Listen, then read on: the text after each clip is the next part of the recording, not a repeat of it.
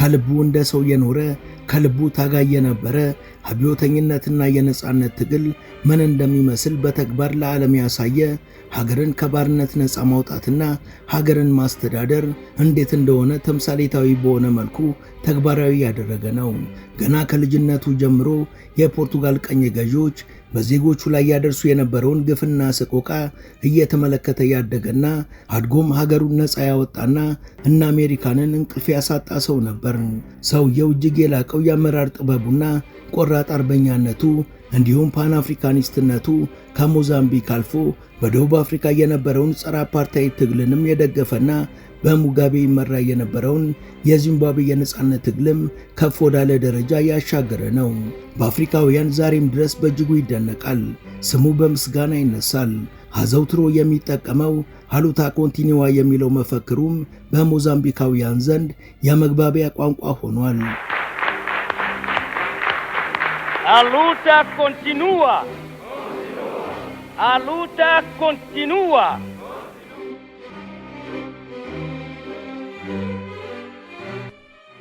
ሰላም በመላው ዓለም የምትገኙ ውድ የመሿለኪያ ቤተሰቦች፣ በዛሬው መሰናዷችን የሞዛምቢክ ብርቅዬ ልጅ ስለሆነውና በቆራጥነቱ ወደር ስላልነበረው መሪ እናወጋችኋለን።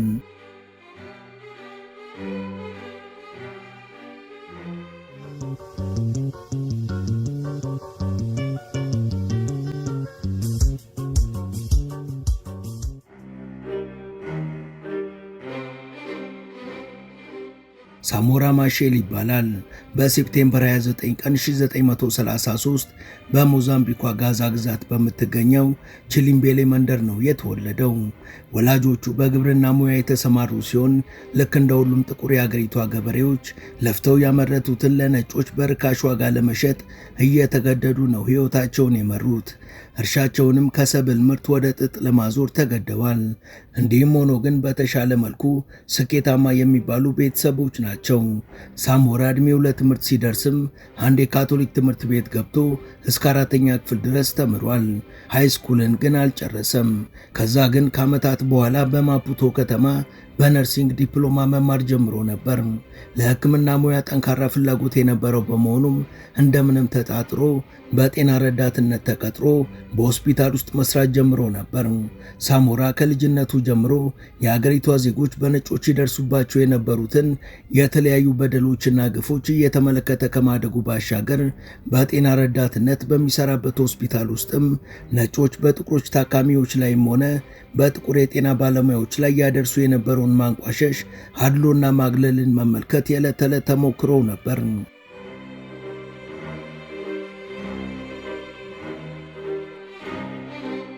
በተቋሙ ይሰሩ የነበሩና ተመሳሳይ የእውቀት ደረጃና ኃላፊነት የነበራቸው ጥቁርና ነጮች የሚከፈላቸው ክፍያ ግን በእጅጉ የተራራቀ ከመሆኑ በተጨማሪ በነጮቹ ላይ የነበረው የሥራ ጫና እጅግ አነስተኛ ነበር። ይህ እውነታ ደግሞ ሳሞራ ማሼልን ሁሌ የሚከነክነው ስለነበር እንዲህ አይነቱንም ሆነ በሞዛምቢክ ውስጥ የነበረውን የቀኝ አገዛዝ ግፍና መከራ አብቅቶ የሚያይበትን ቀን ይናፍቅ ነበር። ሳሞራ ማሼል ይህን ሕልሙን ለማሳካትም ትግል እንደሚያስፈልግ ከመረዳቱ ባሻገር የትግሉ አካል መሆን እንዳለበትም አጥብቆ ያምን ነበር። ሞዛምቢክ በፖርቱጋል ቀኝ አገዛዝ ስር ለ470 ዓመታት የቆየች ሲሆን በእነዚህ ሁሉ ዘመናትም ሕዝቡ በችግርና በሰቆቃ ፍዳውን ሲበላ ቆይቷል። የሀገሪቷ ቀኝ ገዢ የሆኑት ፖርቱጋሎችም ከሌሎች ቀኝ ገዢዎች በተለየ መልኩ ወደ ሞዛምቢክ ይልኳቸው የነበሩት ዜጎቻቸው አስተሳሰባቸው የደከመና የቀለም ትምህርት ያልቀሰሙ በመሆናቸው ለሀገሪቷ እዚህ ግባ የሚባል መሰረተ ልማትና የአገልግሎት ተቋማትን አልገነቡም ነበር።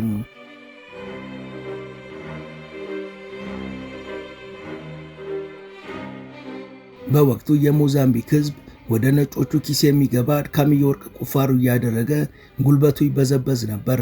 መራቡ ሳያንሰው ልጆቹን የሚያስተምርበት ትምህርት ቤትም ሆነ የሚያሳክምበት የጤና ተቋማትን ማግኘት አይችልም ነበር። ከአውሮፓ እጅግ ድሃና ኋላ ቀር የነበረችው ፖርቱጋል በሞዛምቢክ ሕዝብ ላይ ይህን ያህል በደል መፈጸሟና የሀገሪቷን ሀብት ያለ ከልካይ መመዝበሯ ሳሞራ ማሼልን ያንገበግበው ነበር።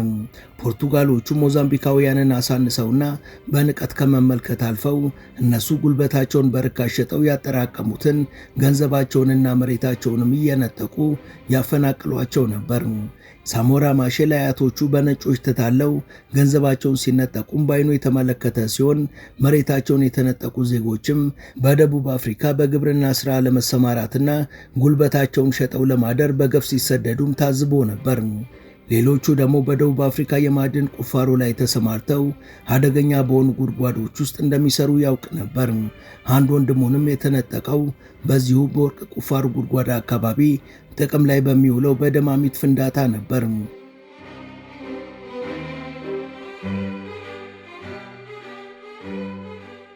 እነዚህን የመሳሰሉ ግፎችና ኢፍትሐዊነቶች ረፍት የነሱት ሳሞራ ማሼል የፖርቱጋሎችን ግፍ ለመመከት የተመሰረተውን ኒኮላስ ኦፍ ሞዛምቢክ ስቱደንትስ የሚባለውን ድርጅት የተቀላቀለ ሲሆን በድርጅቱ ውስጥም የነቃ ተሳትፎን ያደርግ ነበር።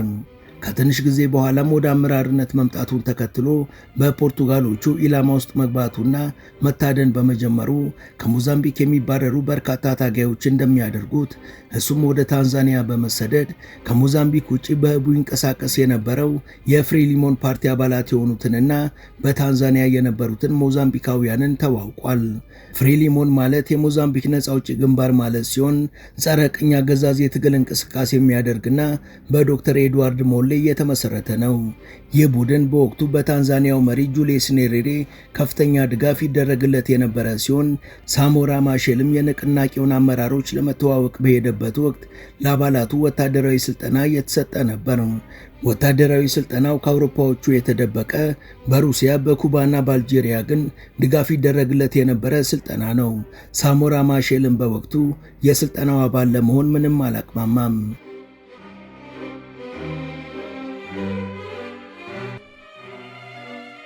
ውድ ተመልካቾቻችን ተረካችንን እዚህ ድረስ ከተከታተላችሁት ዝግጅታችንን እንደወደዳችሁት እርግጠኞች ነን። ከእናንተ የሚጠበቀው ቻናሉ የበለጠ እንዲያድግ አንድ ጊዜ ሰብስክራይብ ማድረግ ብቻ ነው። እናም ሰብስክራይብ እንድታደርጉ አስታውሰን ተረካችንን እንቀጥል።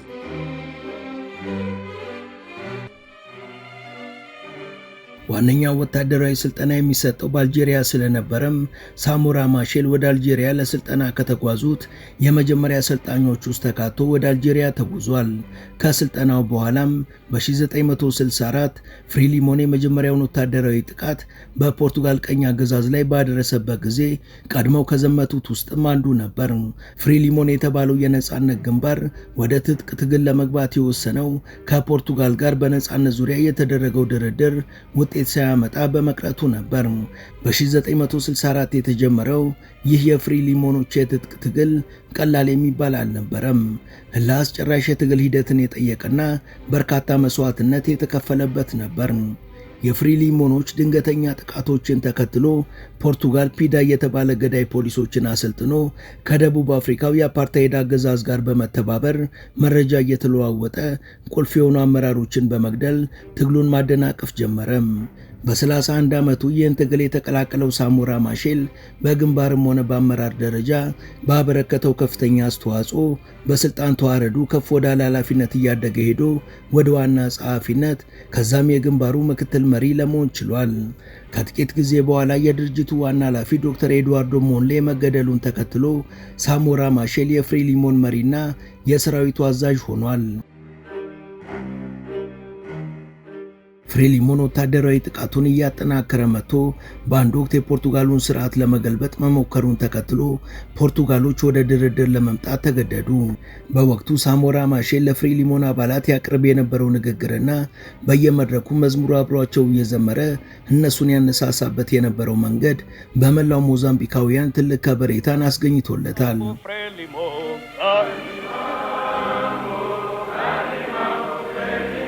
Kanima ambu Kanima ፖርቱጋሎች ከሞዛምቢክ የሚወጡበትንና ሞዛምቢክ ነፃነቷን የምትቀዳጅበትን ቀነ ገደብ በመወሰንም ስምምነት ላይ በመደረሱ በ1975 ሞዛምቢክ ነፃ ሀገር ለመሆን በቅታለች። ብዙም ሳይቆይ በተደረገው ህዝባዊ ምርጫም ሳሞራ ማሼል የመጀመሪያው የሞዛምቢክ ፕሬዝዳንት ሆኖ ተመርጧል።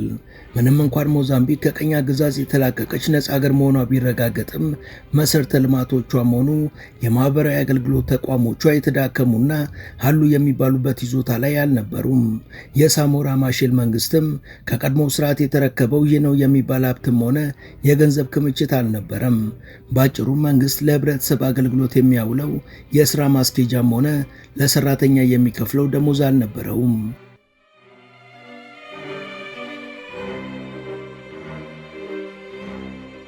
በበዓለ ሲመቱ ላይ ንግግር ያቀረበው ሳሞራ ማሼልም ትግላችን መልክና ዓላማውን ቀይሮ ቀጥሏል፣ ለሀገራችንም የበለጠ መልፋት አለብን በማለት ለህዝቡ መልእክቱን አስተላልፏል። Camaradas militantes, compatriotas moçambicanos. ውድ የሞዛምቢክ ህዝቦች፣ የቅኝ አገዛዝም ሆነ የቅኝ ገዢ መልካም ባይኖረውም ሞዛምቢክ ከአውሮፓ ስልጣኔ መጨረሻዋና እጅግ ድሃ በሆነችው በፖርቱጋል ቅኝ የመገዛት ዕድል ስለገጠማት ሲበዛ አዝናለሁ። ከዚህ ጎን ለጎን ከፖርቱጋል የተሻለችውን ሀገራችንን በመግዛታቸው እድለኝነት እንደሚሰማቸው ሲገልጹ መስማታችንም በጣም ያስቆጫል። አንዳንዶቹ በእንግሊዝ በመገዛታቸው በሀገራቸው የተሻለ የቢዝነስ እንቅስቃሴና የመሰረተ ልማት የተስፋፋባት ሀገር በመሆኗ በሀብት የተሻልን ነን ብለው ሲናገሩ፣ ሌሎቹ ደግሞ በፈረንሳይ በመገዛታቸው ሀገራቸው የተሻለ ስልጣኔ ባለቤት መሆን እንደቻለች በመግለጽ በእውቀት ከሌሎች አፍሪካውያን የተሻልን ነን ብለው ያስባሉ። ለኔ ግን ቅኝ ከመገዛት የሚመጣ ኩራት ያስቀኛል። ቅን ሐሳቢና ስነ ምግባር ያለው ቅኝ አገዛዝ ምድር ላይ የለም። ትክክለኛ የሆነ አዛኝ ቅኝ ገዢም የለም። እኛ አሁን ከቅኝ አገዛዙ ስርዓት ነፃ ወጥተናል። ያንን ስርዓት ለመገርሰስ ይደረግ የነበረው ትግል አብቅቷል። ነገር ግን ትግላችን ተባብረን የሀገራችንን ተቋማት በመገንባትና ጠንካራ ሀገርን መፍጠር ነው። አሉታ ኮንቲኑዋ።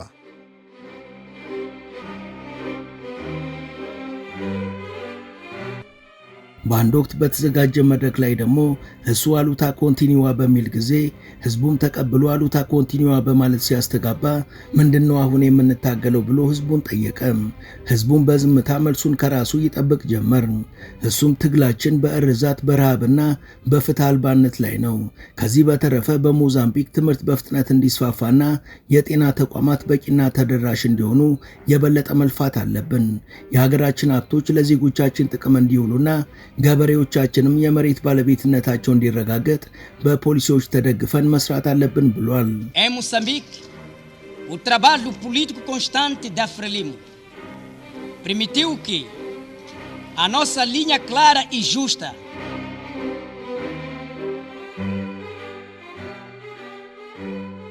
ሳሞራ ማሼል በስልጣን ዘመኑ እነዚህን በህዝብ ፊት ቃል የገባቸውን ጉዳዮች ለመተግበር በርካታ የፖሊሲ ማሻሻያዎችን በማድረግ የመሬት ላራሹ አዋጅን በማወጅ የገበሬውን የመሬት ባለቤትነት ከማረጋገጡ ባሻገር የመሰረተ ልማት ዘመቻን በማወጅ በርካቶችን ከመሃይምነት ማውጣትና የመደበኛ ትምህርት ስርዓትን ማጠናከር ችሏል። በሀገሪቷ የተማረው የሰው ኃይል ቁጥርም በከፍተኛ መጠን ከፍ እንዲል አድርጓል። በርካታ የጤና ተቋማትንም በአጭር ጊዜ ውስጥ በመገንባት የጤና ተደራሽነትን ማሳደግ ችሏል። የሳሞራ ማሼል ሶሻሊስትነቱና ፓን አፍሪካኒስትነቱ ምቾት ያልሰጣት አሜሪካም ለሀገሪቷ የምትሰጠውን እርዳታ በማቋረጧ ሞዛምቢክ ኢኮኖሚያዊና ወታደራዊ ግንኙነቷን ከቀድሞዋ ሶቪየት ህብረት ጋር አደረገች። ይህን የለውጥ ሂደት ይመራ የነበረው ሳሞራ ማሼል እስከዛን ጊዜ ድረስ ነፃ ያልወጣችውን ደቡብ አፍሪካን ይገዛ የነበረውን የአፓርታይድ አገዛዝን ይቃወም የነበረ ሲሆን ጸረ አፓርታይድ ታጋዮችንም ይረዳ ነበር። ይህ ተግባሩ ደግሞ የአፓርታይድ አገዛዞችን ስጋት ውስጥ ስለከተተ በሁለቱ ሀገራት ድንበር ላይ በነጮቹ የተቋቋመው ሪናሞ የሚባል አማጺ ኃይል ጥቃት ያደርስ ጀመር።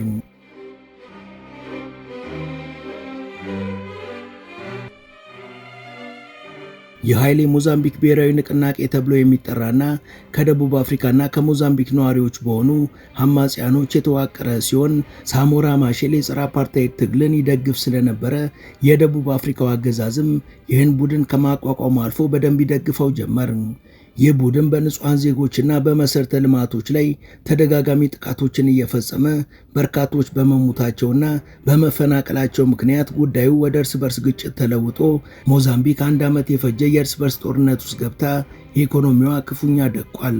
ደቡብ አፍሪካ ለአማጺው የምታደርገውን እገዛ እንድታቆምም በሳሞራ ማሼል እና በደቡብ አፍሪካ ዊሊያም ቦሃ መካከል የወንድማማችነት ስምምነት የተፈረመ ቢሆንም ከጥቂት ወራት በኋላ ግን ደቡብ አፍሪካ ቃሏን በማጠፍ የሽብር ቡድኑን ወደ ሌላ አካባቢ በማጓጓዝ የቀድሞ ድርጊቷን የገፋችበት በመሆኑ ጦርነቱ ቀጥሏል።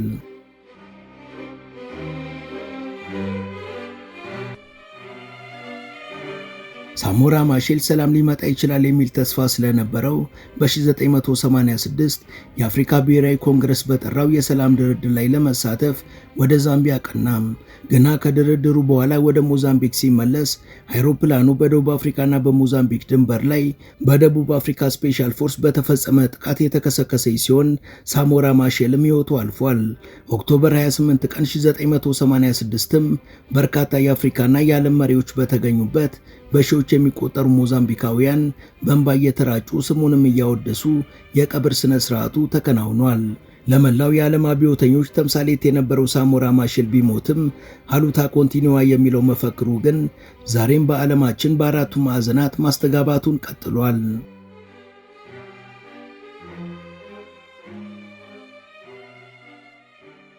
ወደ ቻናላችን ቤተሰቦች ለዛሬ ያሰናዳንላችሁ ይህን ይመስል ነበር። እስከ ዝግጅታችን ፍጻሜ አብራችሁ ስለነበራችሁ ከልብ እናመሰግናለን። በቀጣይ ቢሰሩ የምትሏቸውን ርዕሰ ጉዳዮች ብትጠቁሙን ደስ ብሎን እንቀበላለን። ቻናላችንን ሰብስክራይብ እና ላይክ ማድረግ አትርሱ እያልን ለዛሬ በዚሁ ተሰናበትን። መልካም ጊዜ